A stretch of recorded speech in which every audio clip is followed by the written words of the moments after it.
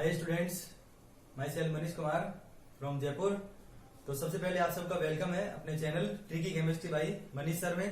तो जैसे कि मैंने आपसे प्रॉमिस किया था कि जो लास्ट ईयर के क्वेश्चंस है वो मैं आपको यहाँ पर फिजिकल केमिस्ट्री के आज जो चैप्टर है केमिकल काइनेटिक्स जो अपना चल रहा था उसके जो 5 ईयर्स के क्वेश्चंस है ना उनको अपन यहाँ पे लेके आए हैं। तो सबसे पहले अपन देखते हैं 2020 में कौन कौन से क्वेश्चन है वो केमिकल काइनेटिक्स में से पूछे गए थे। ठीक है, तो इसी तरीके से अपन अलग अलग ईयर के क्वेश्चन जो है उनको सोल्व करेंगे और आपको खुद को पता लग जाएगा कि जो मैंने आपको चैप्टर के अंदर पढ़ाया है उनसे एक भी क्वेश्चन जो है वो बाहर नहीं आएगा। ठीक है, तो देखिए बस आप वीडियो जो है उसको कंप्लीट देखिए। अगर वीडियो आपको अच्छे लग रहे हैं तो लाइक कीजिए और कमेंट कीजिए। ठीक है, तो देखिए सबसे पहले जो क्वेश्चन आया था वो आया था कि मतलब जो क्वेश्चन 2020 के राजस्थान बोर्ड के पेपर में आया था उसमें 2 ऑप्शन दिए गए थे इस तरीके से और में क्वेश्चन आया था। सबसे पहला क्वेश्चन पूछा था कि हाफ लाइफ है ना, हाफ लाइफ किसको बोलते हैं। ठीक है, तो देखो वैसे आपको एक इन्फॉर्मेशन दे देता हूं मैं, जितने भी क्वेश्चन आपको यहाँ पे कराए जाएंगे वो सब के सब आपको पीडीएफ की फॉर्म में मिल जाएंगे। तो डिस्क्रिप्शन बॉक्स में से आप पीडीएफ में से उसको डाउनलोड कर लीजिए। इसीलिए मैंने क्वेश्चन है ना उनको शॉर्ट में लिखा है यहाँ पर। ठीक है, तो क्वेश्चन नंबर 1 जो है उसका फर्स्ट जो पार्ट था वो था कि हाफ लाइफ की डेफिनेशन। तो हाफ लाइफ की डेफिनेशन मैंने आपको बताई थी कि the time required for decomposition of reactants by half of its initial concentration. मतलब जो इनिशियल कंसंट्रेशन थी उसका हाफ होने में कितना टाइम लग रहा है उसको अपन बोलते हैं हाफ लाइफ। सेकंड है होता है difference between order of reaction and molecularity. इसमें डिफरेंस है वो 2 डिफरेंस पूछे थे लेकिन मैंने यहाँ पे 2 के बजाय से लिख दिया डिफरेंस। तो इसमें मैंने डिफरेंस की टेबल बताई थी आपको, ऐसे बोला था कि ऑर्डर ऑफ रिएक्शन जो है वो एक एक्सपेरिमेंटल वैल्यू है, ये थ्योरेटिकल वैल्यू है, ये 0, 1, 2, 3 हो सकती है, पॉइंट में भी हो सकती है, डेसिमल में, फ्रैक्शन में भी हो सकती है। नेगेटिव के लिए बताया था लेकिन नेगेटिव में पॉसिबिलिटी थोड़ी कम होती है। इसके लिए अगर देखेंगे तो ये ओनली 1, 2, 3, 4 मतलब सिंपल डिजिट जो होती है वो नंबर जो होते हैं उनके अंदर ही प्रेजेंट होती है। फिर बताया था कि जो ऑर्डर ऑफ रिएक्शन है उसमें केवल उसी रिएक्टेंट को काउंट करते हैं जिसकी रेट है ना, जिसकी कंसेंट्रेशन में जो रिएक्शन है उसमें रिएक्शन के ड्यूरिंग उसमें क्या हो रहा हो, चेंज हो रहा हो। ठीक है, इससे अपन रेट ऑफ रिएक्शन जो रिएक्शन थी उसकी मैकेनिज्म जो उसको डिसाइड कर रहे थे, इससे डिसाइड नहीं कर पाते हैं। ठीक है, तो इस तरीके से डिफरेंस आपको बताए गए थे। इस टाइप का भी क्वेश्चन बताया था आपको, एक इक्वेशन दी आएगी A to B। इसमें से दिया हुआ था कि इस 0.05 से 0.3 कंसंट्रेशन होने में 20 मिनट लग रहे हैं। इसका मतलब ये क्या हो गया C1, ये हो गया C2 और ये जो है ना वो क्या हो गया अपने पास T2। ठीक है, अगर इसके लिए R एवरेज पूछा था मतलब अपने से, तो R एवरेज इक्वल टू जाएगा minus C2 minus C1 upon T2 minus T1। ठीक है, ये बताया था मैंने आपको, बिल्कुल सोल्व करवाए इस टाइप के क्वेश्चन सारे करवा रखे हैं आपको। तो देखो C1 की वैल्यू ये है, C2 की वैल्यू ये है, तो आप क्या कर दोगे यहाँ पर माइनस 0.03 माइनस 0.05 अपॉन 20। ठीक है, ये आ जाएगा 20। इस इक्वेशन में यहाँ पे A दे रखा है इसलिए ये हो जाएगा। उसके बाद में आप इसको सोल्व करोगे तो आपके पास आंसर आ जाएगा 0.02 अपॉन 20। अब देखो जब अपन इसको सोल्व करेंगे तो अपने पास जो रेट आएगी उसकी यूनिट क्या होगी, उसकी यूनिट होगी मोल लीटर इनवर्स और minute inverse. Mole litre inverse और मिनट इनवर्स। आप इसको सोल्व करो तो देखो यहाँ पे आ जाएंगे 30, 2 से 2 कैंसिल हो जाएगा, तो अपने पास जो आंसर आएगा भाई ये 20 ये हो गए। आंसर जो अपने पास आएगा वो आ जाएगा 10 की पावर -3 मोल लीटर इनवर्स और मिनट इनवर्स। ठीक है, इस तरीके से आ जाएगा ये। अब ये तो हो गया R एवरेज इन मिनट, लेकिन इसी क्वेश्चन में आपसे पूछा गया था कि सेकंड में भी मेजर करो। सेकंड में तो क्या करना पड़ेगा आपको, यहाँ से 60 से मल्टीप्लाई कर दो, कितने से 60 से मल्टीप्लाई कर दो तो यहाँ पे 60 एक्स्ट्रा आ जाएगा। फिर उसको आप इसको 1/6 से डिवाइड करके आप जो इसको सेकंड में भी मेजर कर सकते हैं। ठीक है, ये हुआ अपने पास जो फर्स्ट क्वेश्चन था वो।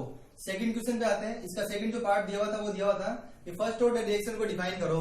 तो फर्स्ट ऑर्डर रिएक्शन की डेफिनेशन क्या थी कि जो रेट है रेट वो रिएक्टेंट की 1 पावर के डायरेक्टली प्रोपोर्शनल हो। ठीक है, मतलब 1 पावर पे डिपेंड करे। The reaction in which rate of reaction depends on 1 power या unit power of concentration of reactant. ठीक है, तो फर्स्ट ऑर्डर में चलती है कि रेट ऑफ रिएक्शन और स्पेसिफिक जो रिएक्शन होती है या स्पेसिफिक रिएक्शन रेट जो होती है उसमें डिफरेंस पूछा गया था। तो देखो स्पेसिफिक से आपको पता लग जाता है यहाँ पर स्पेसिफिक का मतलब ही क्या हुआ कि कंडीशन अपन ने क्या रख रखी है, कुछ स्पेसिफिक कंडीशंस रख रखी है। तो देखिए रेट ऑफ रिएक्शन की डेफिनेशन बताई थी आपको, the change in concentration of reactants the change in concentration of reactants per unit time is known as rate of reaction. Specific rate of reaction क्या थी? स्पेसिफिक रेट ऑफ रिएक्शन थी rate equal to, अपन ने equation लिखी थी के ए और B, इनकी पावर अपन लिख दी थी एक्स वाई या ए बी इस तरीके से, ठीक है। अगर इन दोनों की कंसंट्रेशन क्या हो जाए यूनिट, क्या हो जाए यूनिट, तो रेट जो है ना रेट वो किसके इक्वल हो जाती है? रेट कांस्टेंट के, और उसी को अपन बोलते हैं स्पेसिफिक रेट, ठीक है। तो स्पेसिफिक रिएक्शन रेट या स्पेसिफिक रेट जो है वो क्या होती है? If the concentration of reactants is unity, मतलब इस जो क्या हो जाए वन हो जाए, one capital M, then the rate of reaction is equal to rate constant, ठीक है। या उसी रेट ऑफ रिएक्शन जो है उसको क्या बोल देते हैं? स्पेसिफिक रेट ऑफ रिएक्शन बोल देते हैं।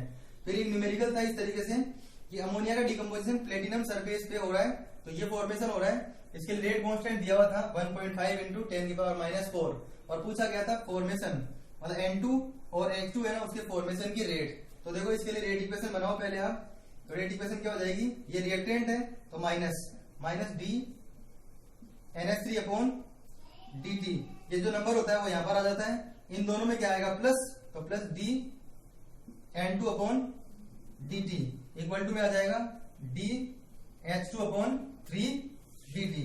अब देखो आपको अगर इसकी रेट निकालनी है N2 की, तो इसके रेस्पेक्ट में आप यहाँ पे देखो N2 की और H2 की रेट निकालनी है, तो N2 की निकालनी है तो पहले इसके रेस्पेक्ट में इसकी रेट देखिए आप, तो देखो इन दोनों में रिलेशन क्या आ गया?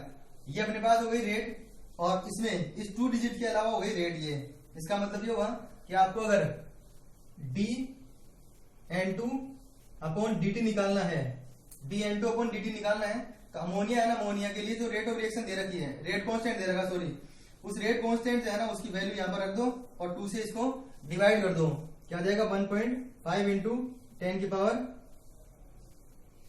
1.5 इंटू 10 की पावर -4। एक मिनट, देखो इसके अंदर ये क्या करना पड़ेगा अपन को कि जो इक्वेशन दे रखी है उसमें आपको यहाँ पर जो N2O5 है, सॉरी NH3 जो है ना उसके लिए जो रेट कांस्टेंट दे रखा है वो ये दे रखा है, लेकिन रिएक्शन जो है ना रिएक्शन उसमें अमोनिया जो है उसके कितने मोलिक्यूल है? यहाँ पर रिएक्शन में अमोनिया जो है उसके मोलिक्यूल आपको कितने दे रखे हैं? 2। इसका मतलब क्या हुआ कि पहले आप एक बार NH3 है ना उसके लिए रेट कांस्टेंट मेजर कर लो, उसके लिए क्या करना पड़ेगा? इसको डबल करना पड़ेगा, तो इसको डबल कर लोगे तो आपके पास आंसर आ जाएगा 3.0 इंटू 10 की पावर -4। अब अपन को मेजर करना है किसको? अब N2 और H2 है ना उसकी अपन रेट जो है वो क्या कर सकते हैं? डिटरमाइन कर सकते हैं। तो करना क्या पड़ेगा? देखो इसकी अगर आपको रेट निकालनी है तो रेट निकालने के लिए इसमें और इसमें रिलेशन क्या आ गया कि एक तरह से इसको देखोगे तो इसका 1/2 हो जाएगा ये। इसका मतलब यहाँ पर आप रख दो 3.0 इंटू 10 की पावर -4 डिवाइडेड बाई 2। ये किसकी रेट आ जाएगी? N2 की। ऐसे ही H2 की रेट निकालोगे, H2 की, किसकी? H2 की, तो क्या आ जाएगा यहाँ पर 3.0 इंटू 10 की पावर -4। ये तो है ही इसमें। इसके अलावा देखो क्या है इसके अंदर कि अगर आपको इसको और इसको कंपेरिजन करना है, इन दोनों कंपेयर करो आप इसको, तो यहाँ पर जो है ना ये 1/3 है और ये 1/2 है। क्या है? 1/3 और 1/2। तो H2 है ना उसका फॉर्मेशन कितने का हो रहा है? 3 का, और कितने से? 2 से। H2 कितने फॉर्म हो रहे हैं? 3, और कितने से? अमोनिया से 2 अमोनिया से फॉर्म हो रहा है। इसको आप जब सोल्व कर दोगे, जैसे इसको सोल्व किया आपने तो आपके पास आंसर किसका आ गया? H2 के फॉर्मेशन की रेट, और इससे किसकी आ जाएगी? सॉरी, इसमें तो किसकी आ जाएगी? N2, और इसमें किसकी आ जाएगी? H2। ठीक है, तो इस तरीके से अपन जो है वो क्या कर सकते हैं? इस न्यूमेरिकल को सोल्व कर सकते हैं। और ये वाला न्यूमेरिकल अपने पास हो गया। ये आया था अपने पास 2020 के पेपर में। ठीक है, अब अपन देखते हैं 2019 के पेपर में जो है वो कौन से क्वेश्चन आए थे। तो 2019 में जो क्वेश्चन आए थे उनको देख रहे हैं। तो 2019 में बहुत इजी क्वेश्चन आया था कि एक रेट कांस्टेंट है ना उसकी वैल्यू दे रखी थी आपके पास 1.72 इंटू 10 की पावर -4 सेकंड इनवर्स, और आपसे पूछा गया था इसका ऑर्डर कौन सा होगा। तो देखो यहाँ पर यूनिट जो है ना, यूनिट वो ओनली टाइम इनवर्स है, टाइम इनवर्स। और फर्स्ट ऑर्डर रिएक्शन की यूनिट बताई थी मैंने आपको, अगर सेकंड में है तो सेकंड इनवर्स, मिनट में है तो मिनट इनवर्स, आवर्स में है तो आवर इनवर्स, और ईयर है तो ईयर इनवर्स। ठीक है, तो बिल्कुल सिंपल सा पता लग गया अपन को कि क्या है ये फर्स्ट ऑर्डर रिएक्शन है। इस रिएक्शन का ऑर्डर जो है वो कौन सा हुआ? First order. फिर उसके बाद में देखो दूसरा पूछा हुआ था कि थ्रेशोल्ड एनर्जी की डेफिनेशन बताइए। ठीक है, तो देखो अपन ने जो टेम्परेचर का इफेक्ट था उसके अंदर देखा था पोटेंशियल एनर्जी। तो यहाँ पर थ्रेशोल्ड एनर्जी जो है ना वो किसको बोलेंगे? तो जो पोटेंशियल एनर्जी थी ना उसी को अपन यहाँ पर थ्रेशोल्ड एनर्जी बोलते हैं। मतलब डेफिनेशन अपन इस तरीके से ले सकते हैं इसकी, the amount of energy which is required for convert reactant into products, मतलब रिएक्टेंट जो है उनको प्रोडक्ट में कन्वर्ट करने के लिए जो रिक्वायर्ड एनर्जी होती है उसको अपन बोलते हैं यहाँ पर थ्रेशोल्ड एनर्जी। अब आप सोच रहे होंगे यही डेफिनेशन आपने सर एक्टिवेशन एनर्जी की बताई थी, तो एक्टिवेशन एनर्जी में कहा था मिनिमम एनर्जी, जो मतलब कम से कम एनर्जी अपन को इतनी चाहिए, या एक्स्ट्रा एनर्जी जो अपन को चाहिए थी वो वाली थी जो E और डेल्टा एच। मतलब इसके अंदर अगर देखें ना, इसके अंदर तो अपन एक्टिवेशन एनर्जी और रिएक्शन की जो एनर्जी है उन दोनों का टोटल करते हैं, टोटल। ठीक है, तो रिएक्शन में रिएक्टेंट की एनर्जी और उसके बाद में जो रिएक्शन के लिए एनर्जी है उन दोनों का टोटल जो है वो थ्रेशोल्ड एनर्जी होती है। ठीक है, फिर उसके बाद में देखो एक न्यूमेरिकल था, first order reaction takes 40 minute for 20% completion. तो इसमें देखो क्या बोल रखा है आपको, टाइम दे रखा है 40 मिनट्स। ठीक है, और 20% कंप्लीट हो गई, इसका मतलब क्या हुआ कि a माइनस एक्स कितना हो गया अपने पास 80%। ठीक है, अपने से कैलकुलेट करवा रहा है टी हाफ। तो देखो टी हाफ डायरेक्ट मेजर नहीं कर सकते, आपको क्या निकालना पड़ेगा पहले के, तो के के लिए क्या करोगे आप 2.303 upon T log a upon a minus x. इसको मैंने बताया भी था आपको, यहाँ पर ऐसे भी लिख सकते थे आर नोट बाई आर। ठीक है, सोल्व करो इसको, तो 2.303 अपॉन टी, टाइम जो अपने पास दे रखा है वो 40, लॉग 100 अपॉन 80, इसको कैंसिल कर दो इससे, लॉग 10 की वैल्यू कितनी होती है 1, और लॉग 8 की वैल्यू हो जाएगी ना, वो हो जाएगी 2 को, जो 2 की वैल्यू होती है ना उसको 3 टाइम्स मल्टीप्लाई कर दो आप, तो k इक्वल टू 2.303 अपॉन 40, ये हो जाएगा लॉग 10। लॉग 10 की जगह मैं 1 लिख देता हूँ, और 8 की वैल्यू को सोल्व करना बता रहा हूँ मैं आपको। लॉग 8 इक्वल टू हो जाएगा, मतलब 8 का मतलब क्या हो गया 2 की पावर 3। ठीक है, तो इसकी जगह मैं लिख देता हूँ 2 की पावर 3, तो 3 लॉग 2, लॉग 2 की वैल्यू होती है 0.3010, इसको इससे मल्टीप्लाई कर दो तो 0.9030, ये अपने पास यहाँ पर आ जाएगा। ठीक है, जब आप इसको सोल्व करोगे तो आपके पास k की वैल्यू आ जाएगी, और k की वैल्यू को आप जो है वो T half equal to 0.693 upon k, यहाँ पे इसको रख देना, और आपके पास जो है वो इस क्वेश्चन के लिए टी हाफ कैलकुलेट हो जाएगी। तो ये थे अपने पास 2019 में आए हुए क्वेश्चन। अब देखते हैं 18 में, अब देखते हैं 2018 में जो क्वेश्चन आ रखे थे वो कौन से थे। तो पहला क्वेश्चन तो पूछा था ऑर्डर ऑफ रिएक्शन को डिफाइन करो। ठीक है, तो सिंपल सी डेफिनेशन बता रखी थी आपको कि the sum of powers of concentration of reactant in experimental rate equation is known as order of reaction. Second जो पूछा था वो था main barriers in collision theory, और जो रिएक्शन थी ना उसमें कौन कौन से फैक्टर ऐसे थे जो रिएक्शन को होने नहीं दे रहे थे। ठीक है, तो एक तो मैंने आपको बताया था, जो ग्राफ बताया था उसमें एनर्जी बैरियर बताया था, एनर्जी बैरियर क्या बताया था, एनर्जी बैरियर मतलब एक्टिवेशन एनर्जी जो थी ना, एक्टिवेशन एनर्जी वो एक बैरियर क्रिएट कर रही थी, उस बैरियर को जब पार करना पड़ रहा था तब अपने पास रिएक्शन हो रही थी। तो एक तो कौन सा हो गया एनर्जी बैरियर हो गया। सेकंड जो इसी कोलिजन थ्योरी के अंदर था वो था स्टीरिक फैक्टर। कौन सा था, स्टीरिक फैक्टर, या जिसको बोल सकते हैं स्टीरिक हिंड्रेंस, स्टीरिक हिंड्रेंस। तो आपसे दो बैरियर पूछे गए कि कौन जो है वो रिएक्शन को नहीं होने दे रहा, बैरियर का मतलब रोकने वाला, कौन होने नहीं दे रहा है। तो एक तो था अपने पास जो एक्टिवेशन एनर्जी उसकी वैल्यू ज्यादा होना, मतलब एनर्जी बैरियर था एक तो, और एक था स्टीरिक हिंड्रेंस। नेक्स्ट ये क्वेश्चन मैंने आपको करवा रखा है बिल्कुल कंप्लीट ऐसे कैसे। इसमें पूछा था अपने पास कि जो टी है ना वो टी हाफ का 10 टाइम्स होता है जब रिएक्शन 99.9% कंप्लीट हो जाती है। ठीक है, मैं बता रहा हूँ एक बार इसको, उससे पहले मोलिकुलरिटी की डेफिनेशन बताई थी आपको, the number of molecules ions और atoms participate in a chemical reaction is known as molecularity of reaction. Next जो था वो था कि रेट ऑफ रिएक्शन जो है वो इंक्रीज हो जाती है टेम्परेचर इंक्रीज करने पर। कोलिजन थ्योरी के रेस्पेक्ट में जवाब देना था इसका कि रिएक्शन की रेट जो है वो टेम्परेचर इंक्रीज करने पर क्यों इंक्रीज हो जाती है। तो आपको बताया था कि टेम्परेचर इंक्रीज करने पर जो इफेक्टिव कोलिजन होते हैं, इफेक्टिव कोलिजन उनमें क्या होता है, इंक्रीज होता है, इंक्रीज। इफेक्टिव कोलिजन है वो क्या हो जाते हैं, इंक्रीज हो जाते हैं। उससे क्या होगा कि जो पहले के कंपेरिजन में रिएक्टेंट जो मॉलिक्यूल्स थे वो अब ज्यादा पार्टिसिपेट करने लग जाते हैं। ठीक है, तो क्या हो जाता है, इफेक्टिव कोलिजन जो है वो क्या हो जाता है, इंक्रीज हो जाते हैं, और उससे ओरिएंटेशन क्या हो जाता है, प्रॉपर, और प्रॉपर ओरिएंटेशन होने की वजह से रेट ऑफ रिएक्शन क्या हो जाती है, इंक्रीज। ये दोनों क्वेश्चन देखो बिल्कुल एज इट इज सेम है, आप दोनों में से किसी को भी समझ लो। जैसे ये तो एज इट इज करवा रखा है, मैं इसको बता रहा हूँ, आप बिल्कुल इसी भी तरीके से इसको सोल्व कर लेना। देखिए क्या बोल रखा है, time required for completion of 75% of A first order reaction is twice of its half life. Half life का ट्वाइस है ये। ठीक है, तो करना क्या पड़ेगा, देखो 75% कंप्लीट हो गई, इसका मतलब रिमेनिंग कितनी है 25%। तो t इक्वल टू क्या हो जाएगा 2.5 303 अपॉन के log 100 अपॉन 25। कैसे आया 25? 75% कंप्लीट हो गई है, 25 बचा है, क्या आ जाएगा यहाँ पे 4। ऐसे इसको देखोगे ना इसको, तो इसके लिए यहाँ पे नीचे क्या आ जाएगा 0.1, क्या आएगा 0.1। तो पहले इसको सोल्व कर लेते हैं। तो t इक्वल टू आ गया 2.303 अपॉन के। इसको सोल्व करेंगे तो log 10 की पावर 4 हो गया ये, ठीक है। मतलब इसको कैंसिल कर दो, सॉरी, ये हो गया log 4 हो गया 4, ठीक है। अब log 4 की वैल्यू जो है वो क्या हो जाएगी log 2 की डबल, log 2 की डबल।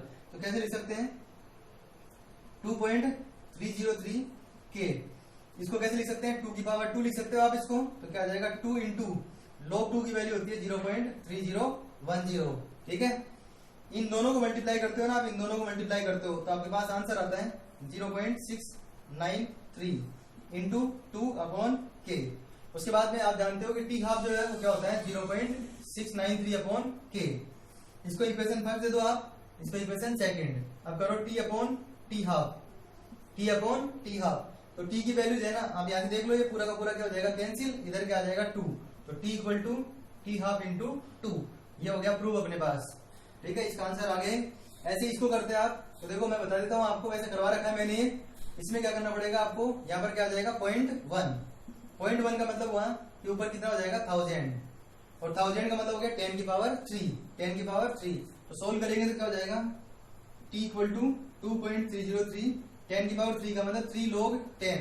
log 10 की वैल्यू कितनी होती है 1, log 10 की वैल्यू कितनी होती है 1, और अपॉन में आ जाएगा k। तो ये अपने पास इक्वेशन आ गई फर्स्ट। सेकंड जो है वो टी हाफ अपन जानते ही है कितना होता है 0.693 अपॉन के। इन दोनों का रेशियो ले लो, आपके पास आंसर आ जाएगा ऑलमोस्ट 10। तो ये हो गया अपने पास 2018 में जो बोर्ड में क्वेश्चन आ रखे थे वो। अब अपन देखते हैं 17 में कौन से क्वेश्चन आए थे वो देखते हैं। तो अपन देखते हैं 2017 में बहुत इजी क्वेश्चन आए थे अपने पास। देखो ऐसे पूछा था यूनिट ऑफ रेट कांस्टेंट, किसके लिए, सेकंड ऑर्डर रिएक्शन के लिए। तो मैंने आपको एक ट्रिक बताई थी, वो बताया था mole 1 minus N litre n minus 1 और टाइम इनवर्स। आपके पास कौन सा ऑर्डर दे रखा है सेकंड, तो यहाँ पे क्या आ जाएगा 2। तो यहाँ पे क्या हो गया -1, यहाँ पे आएगा 2, तो ये हो जाएगा L। तो अपने पास जो आंसर आ गया वो आ गया मोल इनवर्स, लीटर और सेकंड इनवर्स। सेकंड जो क्वेश्चन था वो एक इक्वेशन दे रखी थी ये, और इसके लिए टी हाफ है ना, टी हाफ की वैल्यू दे रखी थी 6.93 सेकंड, और आपसे पूछा गया था रेट कांस्टेंट। तो पहले आपको ये पता लगाना पड़ेगा कि इसका ऑर्डर कौन सा है। तो देखो ये सिमिलर रिएक्टेंट है, सिंगल और सिमिलर के लिए बताया था फर्स्ट ऑर्डर रिएक्शन होती है। तो यहाँ पर के मेजर करना है, तो के का फॉर्मूला क्या हो गया 0.693 upon T half, 0.693 upon T half. T half की वैल्यू आपको यहाँ पर दे रखी है, ठीक है। तो टी हाफ की वैल्यू रख दो आप यहाँ पर।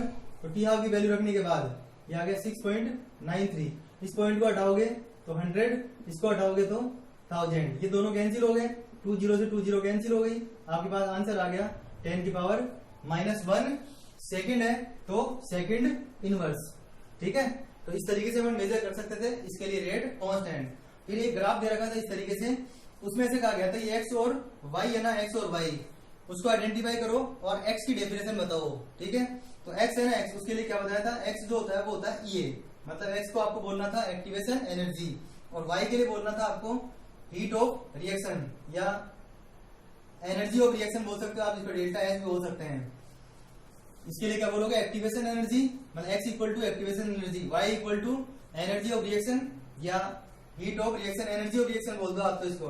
फिर उसके बाद में इसकी डेफिनेशन पूछी थी x की डेफिनेशन। तो इसके लिए मैंने क्या बताया था आपको कि द मिनिमम एनर्जी रिक्वायर्ड या मिनिमम अमाउंट ऑफ एनर्जी या minimum amount of extra energy required to convert reactant molecules into product, ठीक है, ये था। ये 2017 के क्वेश्चन थे, ये पोटेंशियल एनर्जी और ये रिएक्शन कोऑर्डिनेट था, ठीक है। अब 16 के और देख लेते हैं, फिर उसके बाद में जो है ये कंप्लीट हो गया अपना सेशन आज का। फैक्टर्स पूछे थे रेट ऑफ रिएक्शन को अफेक्ट करने वाले, बहुत थ्योरेटिकल क्वेश्चन था, बहुत इजी क्वेश्चन था। इसमें फैक्टर्स बताए थे मैंने आपको, कंसंट्रेशन ऑफ रिएक्टेंट के डायरेक्टली प्रोपोर्शनल, टेम्परेचर के डायरेक्टली प्रोपोर्शनल, कैटलिस्ट के डायरेक्टली प्रोपोर्शनल और सरफेस एरिया के डायरेक्टली प्रोपोर्शनल, 4 फैक्टर बताए थे। फिर यहाँ पे बोल रहा है derive rate constant of zero order reaction, zero order reaction के रेट कांस्टेंट है ना, रेट कांस्टेंट, उसके लिए डेरिवेशन जो आपको पूछा गया था, बिल्कुल सिस्टमेटिक, मैंने आपको बहुत इजी वे में इसका जो डेरिवेशन है वो बताया था। आप एक बार जो जीरो ऑर्डर रिएक्शन के वीडियो है उसमें आप उसको देख सकते हैं। फिर भी आपको प्रॉब्लम हो कहीं पे तो आप जो है ना मेरे को कमेंट कर सकते हैं, मैं आपको ये दोबारा बता दूंगा। फिर ऐसे पूछा था कैटलिस्ट है ना, कैटलिस्ट के लिए जो एक्टिवेशन एनर्जी के साथ ग्राफ है वो ग्राफ पूछा था। तो देखो ये ग्राफ है ना, उसको अपन कन्वर्ट कर देते हैं किसके अंदर, जो कैटलिस्ट होता है ना कैटलिस्ट, उसके अंदर अपन इसको कन्वर्ट कर देते हैं। तो मैंने आपको बताया था यहाँ पर कि एक बैरियर तो ये वाला होता है और एक जो ग्राफ है वो इस तरीके से था, जिसके अंदर मैंने बताया था आपको कि ये जो है ना रिएक्शन पाथ है, reaction path without catalyst, without catalyst ये था, और ये डॉटेड वाला था ना वो था रिएक्शन पाथ विद कैटलिस्ट। इसका मतलब क्या हुआ कि कैटलिस्ट रिएक्शन की एक्टिवेशन एनर्जी को क्या कर देता है, डिक्रीज कर देता है। आप यहाँ पे रिएक्टेंट और प्रोडक्ट लिख देना, यहाँ पे रिएक्टेंट लिख देना, यहाँ पे प्रोडक्ट लिख देना, ठीक है। तो ये हो गया अपने पास एक तरह से, इसको मान लो अपन ने लिख लिया EA1, तो ये हो गया अपने पास EA2, ठीक है। तो ज्यादा कौन सा है, EA2 ज्यादा है, तो कैटलिस्ट ने क्या कर दिया, एक्टिवेशन एनर्जी को डिक्रीज। तो ये वाला ग्राफ आपको इसके अंदर बनाना था। फिर इसका और तो दे रखा था, उसमें पूछा था आपसे सूडो फर्स्ट ऑर्डर रिएक्शन। तो सूडो फर्स्ट ऑर्डर रिएक्शन में क्या बताया था आपको, जिन रिएक्शन में एक रिएक्टेंट वाटर हो और मोलिकुलरिटी 2 और ऑर्डर ऑफ रिएक्शन कितना हो 1, इसमें क्या पूछा था, रेट कांस्टेंट की वैल्यू दे रखी थी। तो इसको देखकर आप क्या पता लगा सकते हो कि इसका ऑर्डर कौन सा है, फर्स्ट है। और आपसे पूछी थी हाफ लाइफ, तो देखो हाफ लाइफ का फॉर्मूला लगा दो आप यहाँ पर, तो T half equal to 0.693 upon K की वैल्यू आपके पास दे रखी है, सिंपली आप इसको मेजर कर सकते हैं, ठीक है। उसके बाद में लास्ट जो क्वेश्चन है वो है कि ln के और 1 अपॉन टी में ग्राफ। तो देखो इस टाइप का जो ग्राफ था वो किसमें आया था, आरएनएस इक्वेशन में। आरएनएस इक्वेशन ये थी अपने पास, आरएनएस इक्वेशन ये थी, इसका लोग लेते हैं तो यह आ जाता है ln K equal to ln a minus E A upon R और 1 अपॉन टी। तो y equal to M X plus C. तो जो ग्राफ था इसका, जो इसका ग्राफ था अपने पास वो इस तरीके से था कि यहाँ पर तो क्या आ जाएगा ln k, यह आ जाएगा log ऑफ k, और इस तरफ y एक्स एक्सिस पे कौन आ जाएगा 1 अपॉन टी। उसके बाद में देखो ये जो स्लोप है m वो कैसा है, नेगेटिव, इसका मतलब ग्राफ की लाइन ऊपर से स्टार्ट होगी, लेकिन यहाँ पर इंटरसेप्ट प्रेजेंट है इसलिए इस लाइन को नीचे टच नहीं करेंगे। तो c की वैल्यू कितनी हो गई अपने पास, यहाँ पर c की वैल्यू हो गई ln a और m की वैल्यू हो गई minus E A upon R, ठीक है। और अगर इसको लोग 10 की बेस में देते हैं तो यहाँ पर अपन क्या कर देते हैं, minus E A upon 2.303 R. तो इस तरीके से अपन ने आज की जो क्लास है बहुत ही इंपॉर्टेंट क्लास है। स्टूडेंट को सबसे ज्यादा प्रॉब्लम होती है कि लास्ट ईयर के पेपर जो है वो मिल जाते हैं उनको, उनके सॉल्यूशन नहीं मिल पाते। तो मैंने एक वीडियो इसीलिए बनाया आपके लिए कि इसमें सारे क्वेश्चन जो है आपको सोल्व करा दिए जाए। तो आप यहाँ से जो है सारे क्वेश्चन नोट कर लीजिए, लास्ट 5 ईयर के क्वेश्चन मैंने आपको सोल्व करा दिए हैं। तो आपको वीडियो कैसा लगा, अगर आपको इसी तरीके से और वीडियो चाहिए तो कमेंट कीजिए, लाइक कीजिए, और चैनल पे पहली बार आप आए हैं तो चैनल को सब्सक्राइब कर दीजिए। Thanks for watching.